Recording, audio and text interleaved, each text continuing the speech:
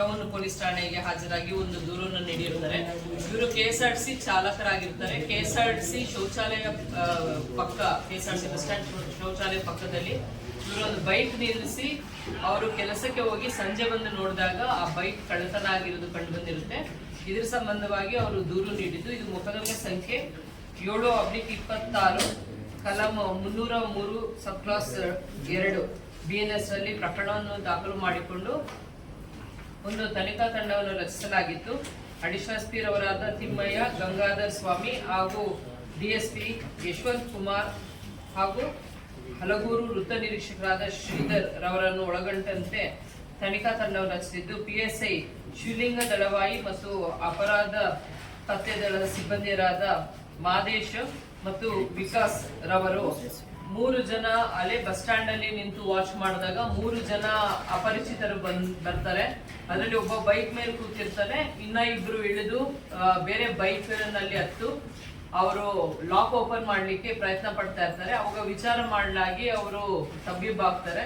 ನಂತರ ಅವರನ್ನ ವಿಚಾರ ಮಾಡಿದಾಗ ಕೂಲಂಕುಷವಾಗಿ ತಿಳಿದು ಬರ್ತದೆ.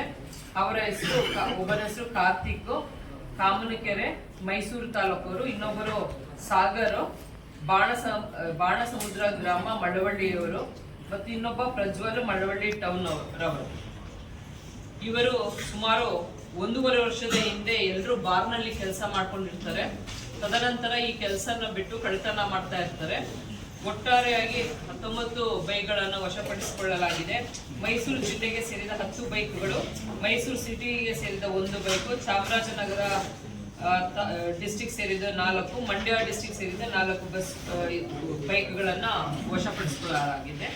ಇದರಲ್ಲಿ ಮಳವಳ್ಳಿ ಡಿಎಸ್ಪಿ ಯಶವಂತ್ ಕುಮಾರ್, ಹಲಗೂರು ವೃತ್ತ ನಿರೀಕ್ಷಕರಾದ ಶ್ರೀಧರ್, PSI ಶಿವಲಿಂಗ ದಳವಾಯಿ ಹಾಗೂ ಸಿಬ್ಬಂದಿಗಳ ASI ಆದ ಸುರೇಶ್ ಗೋಪಾಲ್ ಹಾಗೂ ಸಿಬ್ಬಂದಿಗಳಾದ ಮಾದೇಶ, ಮಹಾದೇವ ಸ್ವಾಮಿ, ವಿಕಾಸ್, ಹರ್ಷವರ್ಧನ್ ಮತ್ತು ಹಲಗೂರು ವೃತ್ತದ ಅಪರಾಧ ಪತ್ತೆ ದಳದ ಸಿಬ್ಬಂದಿಗಳಾದ ಪ್ರಭುಸ್ವಾಮಿ, ರಿಯಾಸ್ ಪಾಷಾ, ಶ್ರೀನಿವಾಸ್, ಮಧುಕಿರಣ್ ರವರಿಗೆ ಶ್ಲಾಘಿಸಲಾಗಿದೆ.